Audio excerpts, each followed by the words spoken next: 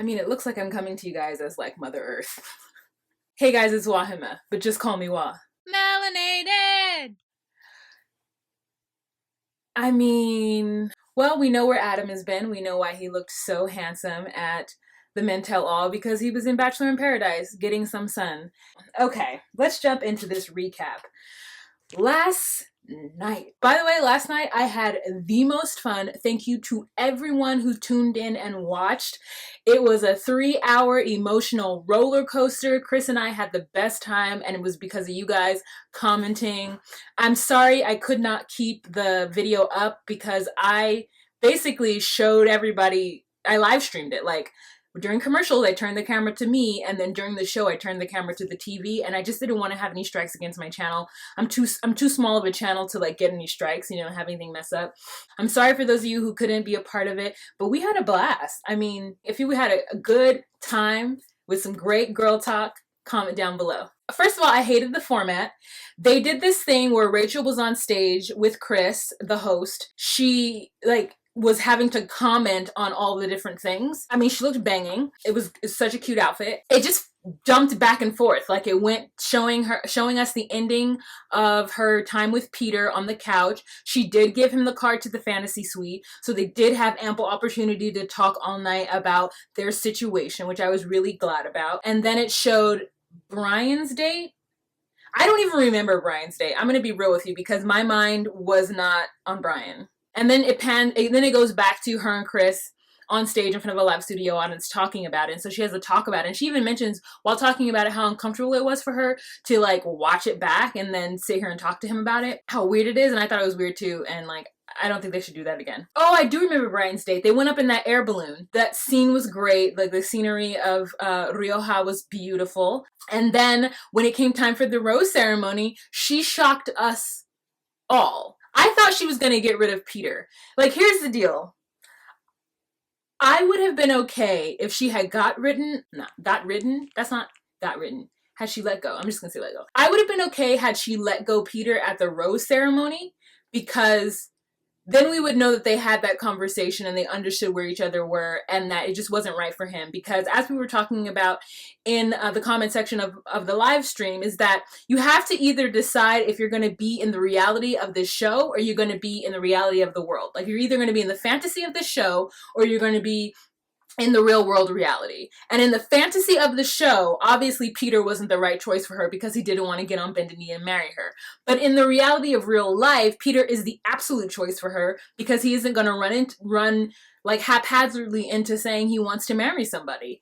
And we were arguing about that, and I can see that. If you're really about the fantasy of the show, then I can see why you were mad at Peter. Anyway, so at the rose ceremony, she lets go of Eric. It was a shock, because I thought for sure she was going to let go of Peter, and then that way it could be Eric and Brian, and then Eric could win. Like, I just wanted Eric to win because she couldn't have Peter, but Brian was not the choice. Did we not remember Brian's mom? Does no one remember what Brian's mom is like? I mean, come on. So she lets go of Eric. And Eric is shocked, and he goes home. P.S. obviously didn't get the memo about how to dress, because he was like in some Adidas and like some black jeans and a black blazer. Everybody else was in a suit. Like, Brian and Peter were in suits looking good. Peter, not Brian. Like, yeah, he just was not prepared for that. That's a side note. And then it's just down to Peter and Brian. And at this point, you're thinking she's gonna pick Peter. Your thought was wrong. Our thoughts were wrong. We were wrong. She has a conversation with Peter, and it is the realest moment on reality television I have ever seen. She cries her eyelashes off. Her and Peter are just arguing. Did you watch it? Girl, like, they're talking about the marriage. They're talking about what an engagement ring means and how he only wants to do it one time. They're having very open, candid conversation about it. And he's saying, I can't say this to you. I can't say this to you, but I do want to walk away with you. I want to spend time with you. I want to get to know you. I want you to be my girlfriend. And she's like, but I want to know that there's a ring at the end of it. And he's like, I don't know that, and I don't want to promise you that. I mean, they're both crying. It gets heated. He gets pissed and says something to the effect of, well, fine, fine. If that's what you want, go on ahead and live a mediocre life with somebody else. But if you live a life with me, it's going to be filled with like, I was just like, oh, snap. Like, he's pissed because he's like, why do you need this ring so bad? Like, let's get to know each other and have a great time. Let's let this be real. Let's let this be based on something factual. Like, and she didn't want to. And then he's like, fine then, I will propose. I'll propose at the end of this then. Fine. If that's what you need, I will propose at the end of this. And she's like, no, I don't want you to propose because I want to be proposed to. Yeah, what? Peter is going to then give her what she wants and do this dummy fake proposal just so that he could be her boyfriend and like treat her like a queen. And she's like, no, I don't want you to do that because you don't want to do it. Bitch, I just don't know. Like, I don't get it. I don't get it. And like, they broke up. Like, that night when Peter and her had that argument, she cried off her eyelashes. That was the breakup.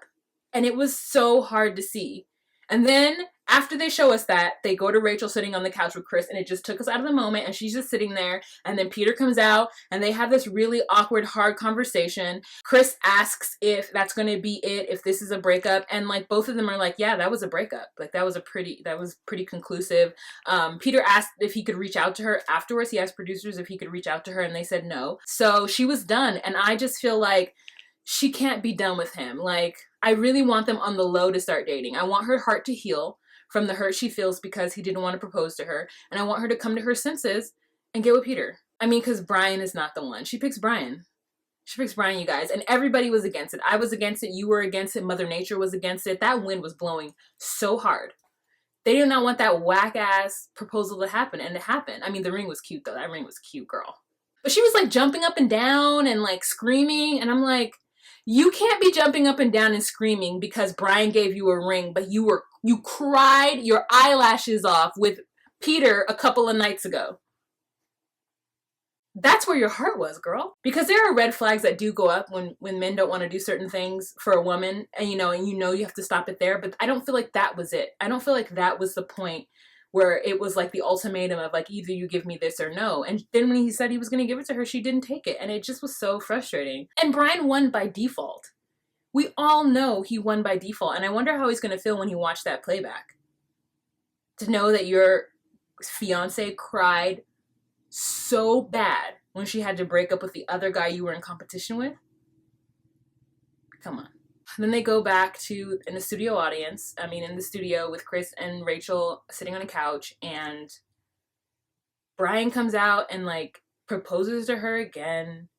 And I mean, we were just all so in shock. Like, we were just all in shock. Chris and I, those of you who watched, and I, like, I'm still like, I don't understand. And I went to Twitter, and Twitter doesn't understand. And there are even some crazy Bachelor Nation people who are like calling Rachel all kinds of names. Like, I think that's ridiculous. I mean, come on. This is a show. You don't have to get up and start calling her names and tell her she's a selfish bitch and all this shit. Like, calm down. I don't look at Twitter when I watch the show. Like, the only thing I know, the only audience or people that I communicate with or talk to when the show is on is you guys. So, like, to know that, like, Bachelor Nation was pissed, like, and then even, like, there's a girl here at Nikki Star TV, like, she was feeling it too. Like, I am at a loss for words, and I can't even give you a proper recap because I honestly don't remember because I was doing so much at the time. Like, we just had such a good time. We had such a good time. I'm sorry for those of you who missed it. I tried to get the New York feed and I just couldn't get it. Or those of you who are in London or another place where you're after California, I'm so sorry. Yeah, that's all I have to say about this recap, guys. Let's have the conversation down below. Let's have that conversation down below. It was 3 hours. 3 hours of my life to be disappointed, you know? I'm not going to watch Bachelor in Paradise, though, because, like, I don't care. Thank you guys so much for watching. If you like what I do here on this channel and you want to support me on Patreon, please go on ahead and do so. Link is in the description box. And yeah, do you guys have any suggestions of what else I should watch? I mean, I'm definitely going to miss, like, having this dialogue with you guys. That's it. So remember to be you, be true, and find your place. Bye.